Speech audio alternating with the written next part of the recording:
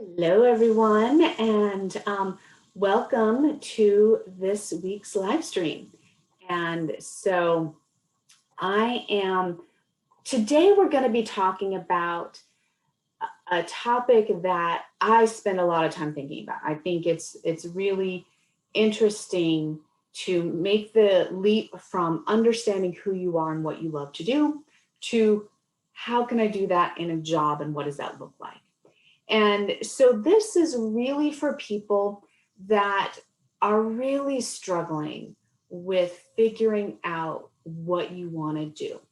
And I'm working under the assumption that you've already done some thinking about your strengths. And if not, you can just go to my career design studio and start working through that process, because that's really what it's designed to do. And we'll talk about that a little bit later.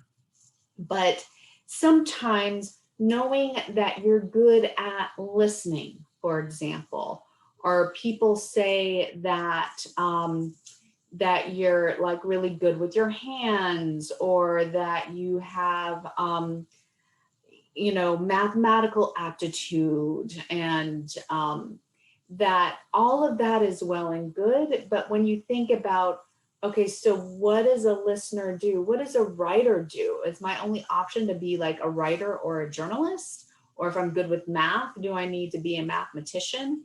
And so it can often get really overwhelming once you've got clarity about what you are good at and what you enjoy doing, and then turning that into actual job titles. And so that's really what we're going to be looking at today. And so part of it is looking at how my career design studio can help you with that process. But also, one of the best ways of learning what's out there that might be a good fit for you is to talk to people. And so once we look at my career design studio, I also want to spend some time um, looking at how you might be able to identify people that would be good for you to talk to. Then how do you approach those people? And then once you have set up a time to meet with them, what do you talk about? And so that's really what we're diving into deep here today. And so what I want to start out with is taking a look at my career design studio, and number one, how that can help you with identifying your strengths, and number two, how you can start using that to identify job titles. And so I'm going to be using my particular profile. So let me share my screen. And so your results are going to look different, number one. And number two, this has kind of like been a test profile for me. So I've gone through and made some changes, and the program just kind of went, oh, I'm very confused. And you'll see what I mean in a minute. But basically, the first thing is identifying your strengths. And so hopefully you've already gone through raw materials, you've taken the career assessment, and then you've gone through the different results: personality results, preference results, and interest results. Because once you do that, then you get an idea of your strengths and challenges. And so not only do you have kind of this more qualitative view of yourself, but that also feeds into, if you go into the napkin sketch under my career design priorities. So this is where you have a list of what we call career design essentials. These are the aspects that you have identified are important for you in your career. But also, as you go through the personality, preference, and interest results, that also gives you opportunities to look at work activities that you think would be interesting to you. What are some skills? So complex, active learning, troubleshooting, coordination, critical thinking. So these are some kind of overarching skills and abilities as well. And these are, again, things that you are good at, but then this particular activity, then you prioritize them. What is important for you? And then we've got the work context. Where are you going to do your best work? And work style. Now, these again are things that, as I've gone through, the system has said, okay, these are good things for you. These are things that you've selected. Now, what I get to do is go through and select which of these things do I have to have in my job. If I don't have it, I will be a miserable person. So I need change and variety in the workplace. If I'm doing the same thing day in and day out, I'm not going to be happy. It would be great to have the ability to establish personally challenging goals and mastering tasks, but I don't have to have that. That would be a nice to have. And, taking responsibilities and challenges independently, yeah, sure, that would be fine. That would be icing on the cake. That'd be great. But if I don't have that, I'm not going to be miserable. And to have that isn't going to substantially improve my work experience, which are kind of what the nice to haves are. So have to haves, you'd be miserable without them. Nice to haves, if you have them, they would substantially improve your experience. And icing on the cake, like, oh, isn't that pretty? So once you go through that, then there is this activity called My Exploration. And this is where I wanted to give you that caveat, because what this does is it matches up the entire world of work and job titles as conceptualized by the US Department of Labor to what you've identified as your have to haves, nice to have, and icing on the cake. And because I've gone through this so many different times, each time you kind of reconfigure it, it narrows rather than widens. So I've ended up with a solid match as a urologist or a neurologist. Those are not things that would be great fits for me. But for you, if you just go through this process, you will get probably between 5 and 20 different job titles that you might not have thought about before. And that according to the data and the algorithms would be a good fit for you. You still have to use your own particular judgment. And but it kind of makes that easy for you, because you can just click on neurologist and see and basically see, okay, what do they do? So here are the tasks. You see the top 5 every single time, but you can expand that and see all the different things that they may or may not do on a daily basis. And by going through this, then you've got an understanding of, would this be a good fit for me? So that is one way that My Career Design Studio can directly help you identify some different kinds of careers than what you might have thought about before. All right.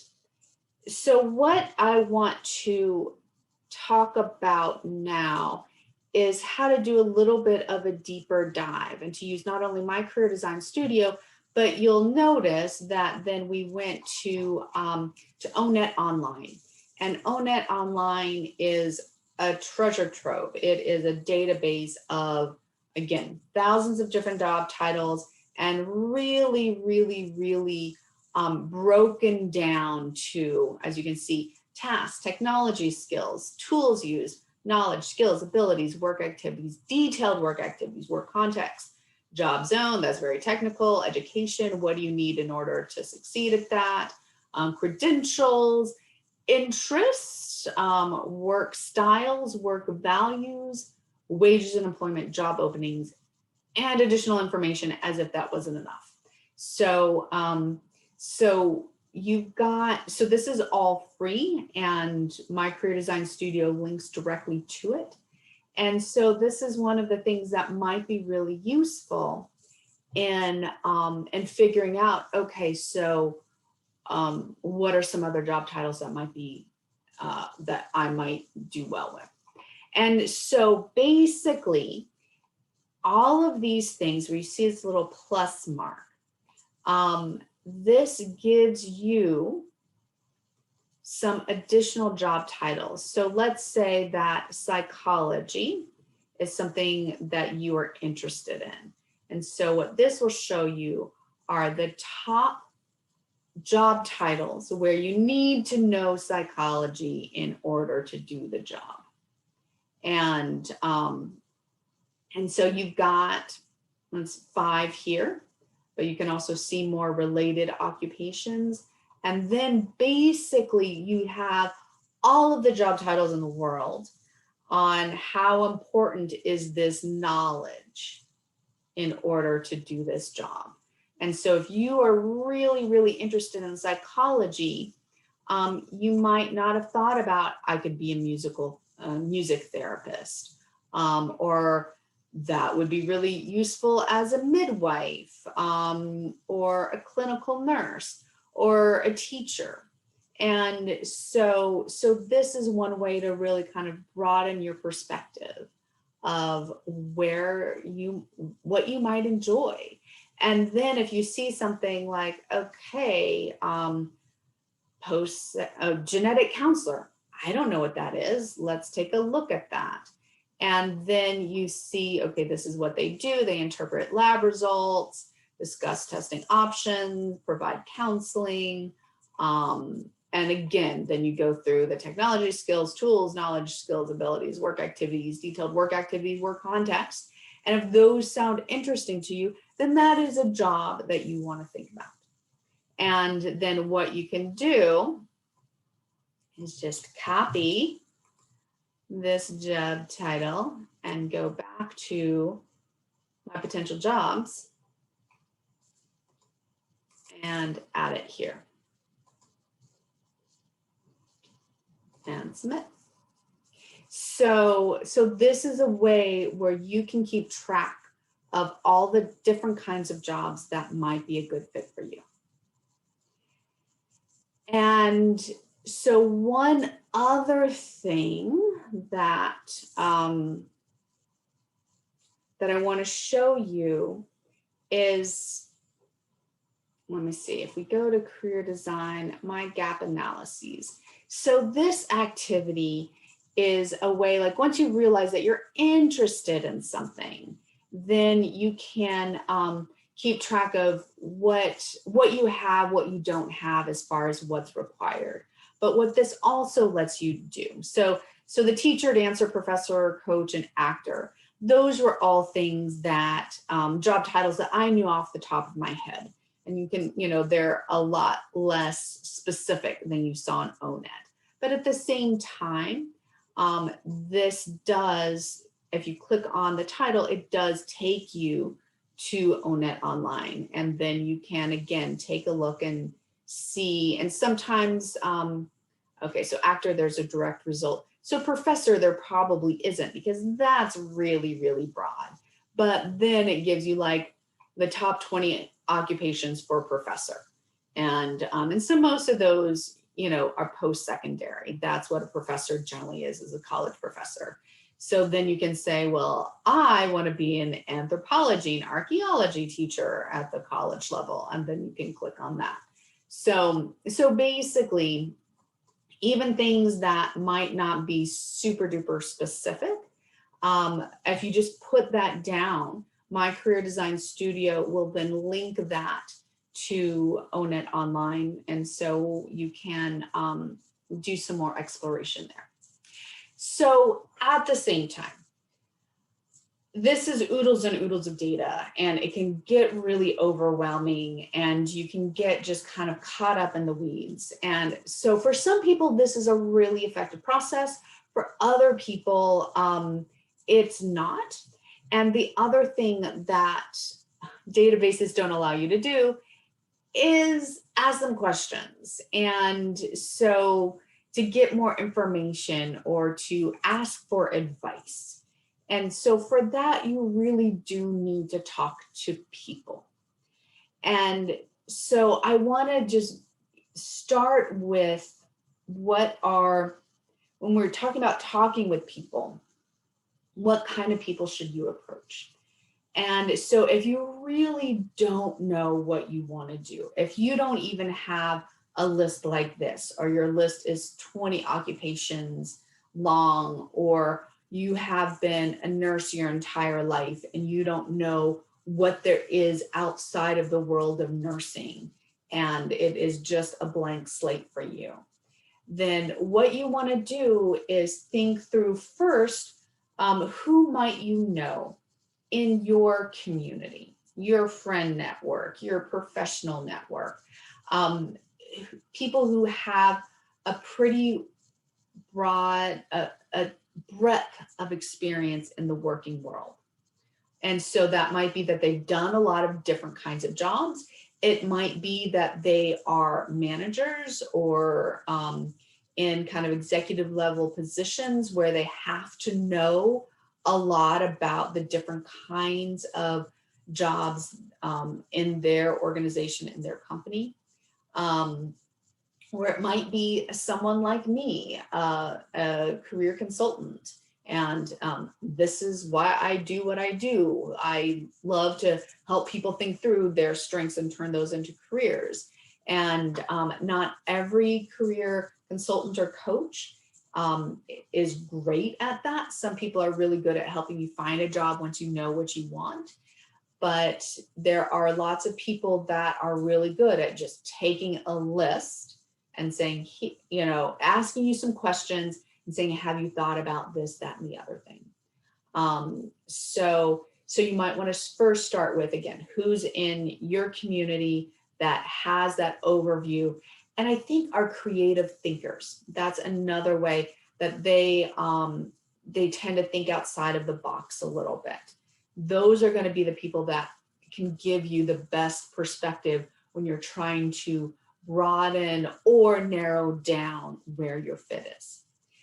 So then you also, if you graduated from college or university, that career counseling office can often provides some counseling to alumni and or helps to pair you with a fellow alum who can kind of talk you through these kinds of things. And so those are some really good places to start, are the people that you already have a connection with and who really want to help you. And either because they like you or that's their job. And at the same time, there are some people where, maybe you kind of know the industry that you're interested in and don't really know anybody there. So let's talk about that briefly. So let's say that you want a job in international development. You know you want that, but you don't know exactly what you want to do in the field. And so one way that can be helpful is to identify people on LinkedIn. And so I'm going to show you probably the most direct way of identifying somebody that is going to be more likely than not interested in talking with you. And so for something like international development, LinkedIn doesn't do a really good search. It'll take international and development as two very separate words and will give you a bunch of things that you're not interested in. So in this case, it's really useful to identify a company or organization first. And so one thing that you might want to start with is an association. So if you go to the Society for International Development in Washington, they've got an institutional members list. And so you can find that under who we are, institutional members. And so any association, so like, the Association of Financial Analysts, or, you can Google any industry and association and you'll get something that will give you something like this. And so then what I'm just going to recommend is just kind of scroll down and see if there are organizations here that you've heard of that sound interesting to you that you might want to work for. And so, so CARE, for example, is a very well-known international organization that does a whole lot of anti-poverty and children and youth activities. And so you don't need to learn more about CARE necessarily, although you can click on this link and go to their website and learn a little bit more. But what you're really looking for are people. And it is LinkedIn is going to be the place that can help you find people. Now, I mentioned that kind of executive level directors or managers would be good people to talk to because they've got an overview, they've got a strong breadth of understanding of different kinds of jobs in that particular organization. And in general, senior level executives can be a little bit more difficult to reach out to and get a response from. And so I recommend just doing a search at the manager level.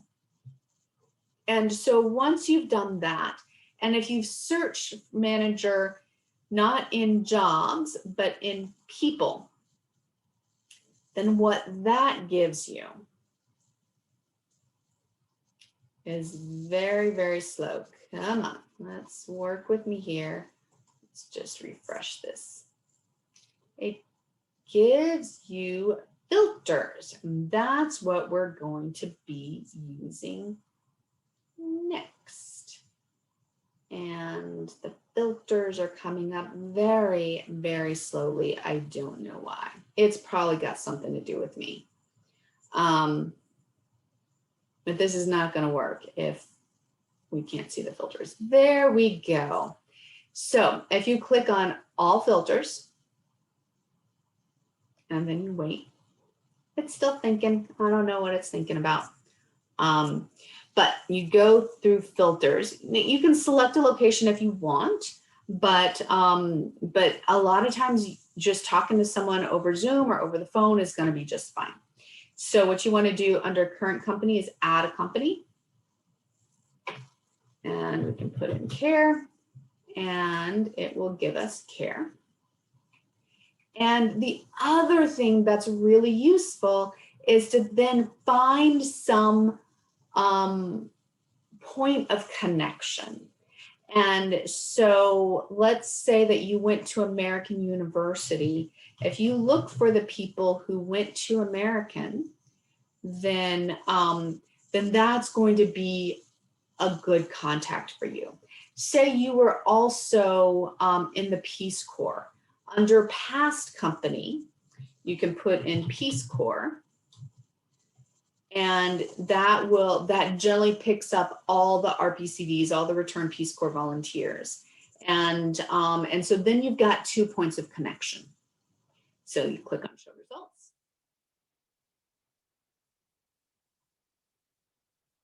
And then you wait. And then, so here we've got 2 connections. And so basically, what you can then do is either send a LinkedIn request, or you might want to Google that person's name and then put email in Google and see if you can't get their professional email address. So this is after you've already talked to people that you know, or if you prefer to talk to people that you don't know, this is how you can find and identify those people. And what you would put in that connection request is,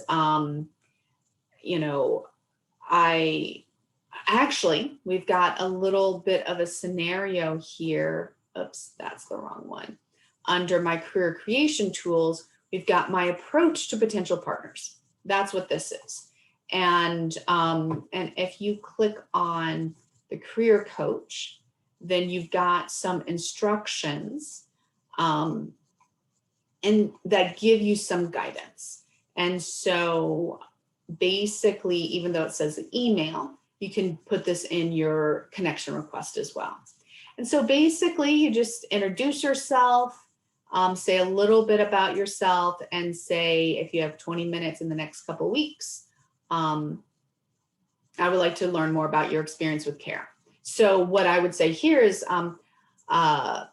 my name is Rhonda Anstead, and I am looking to transition into international development. And on LinkedIn, I noticed that you went to American University and were Peace Corps volunteer just like me. I would like to ask you a little bit more about your experience. I would appreciate any insights that you have. And if you have any time in the next couple of weeks, I would love to set up a Zoom meeting with you or a phone call at your convenience. So that's basically how you would approach people. And so a couple of caveats that I want to say is that you are looking for people who are interested in helping you. Those people exist. They are interested in helping strangers. It gives them joy to be able to give someone a leg up. This tends to be about 20% of the population. So they're out there, but they are not the majority of people out there.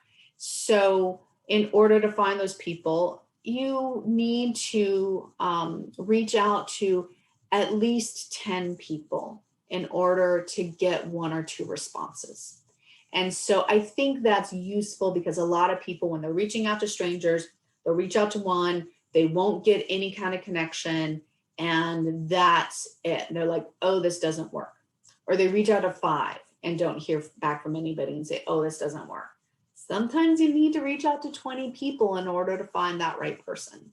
So, but the beauty of it, once you identify this person and talk to them, you've already established that they are people who like to help others because they wanted to help you. And then they're going to be a good person maybe to come back to and say, hey, I wanted to talk to you a little bit more about X, Y, and Z, or would you mind giving me some advice on my resume, or do you have any other people you recommend that I talk to?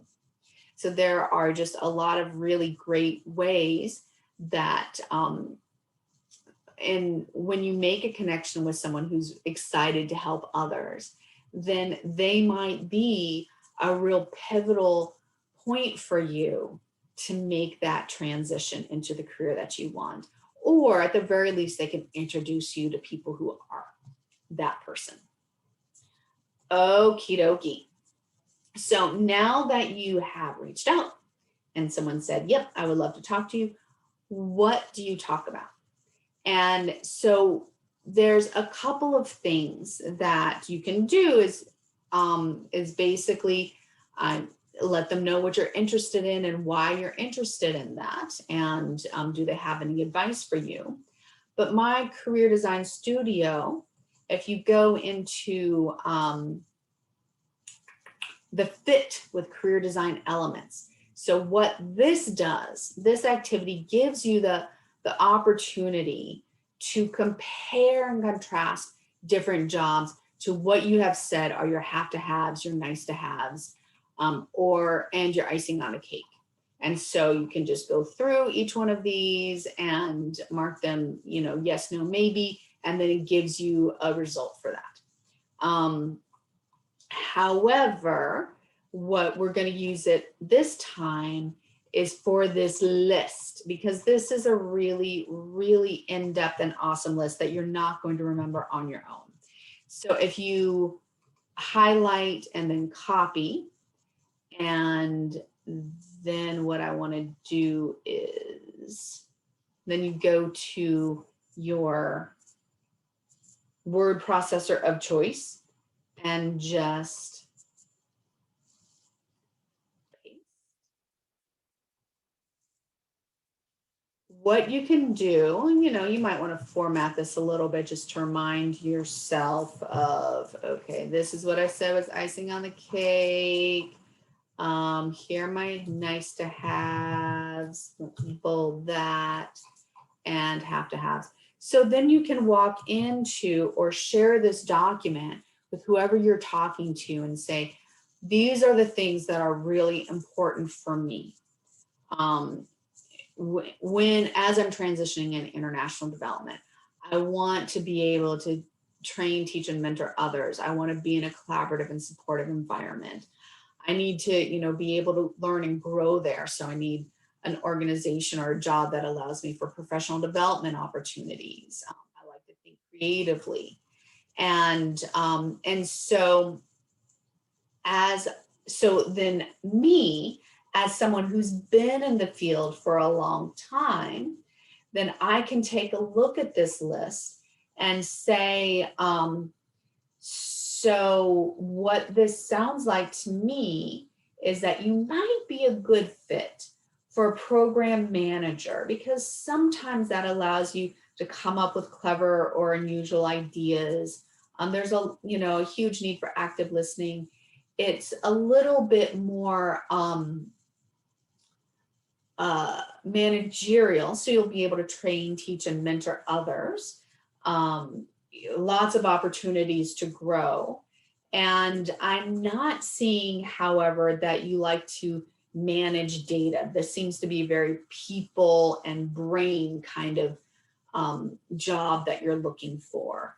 And so it might be best for you to be a specialist in something like like a gender specialist, and that way you are doing more of the program development, more of the training and the mentoring and overseeing, and not as much as that day-to-day management. So that's basically ways that you can use what you've done in my career design studio and to identify different careers that are going to be a good fit for you.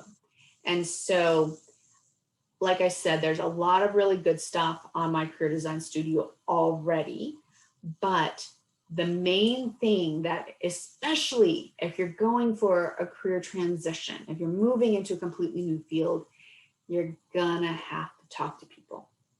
And so starting out with getting people who are excited to help you to narrow down where you'd be good at, that is going to be a really tremendous first step in making that transition.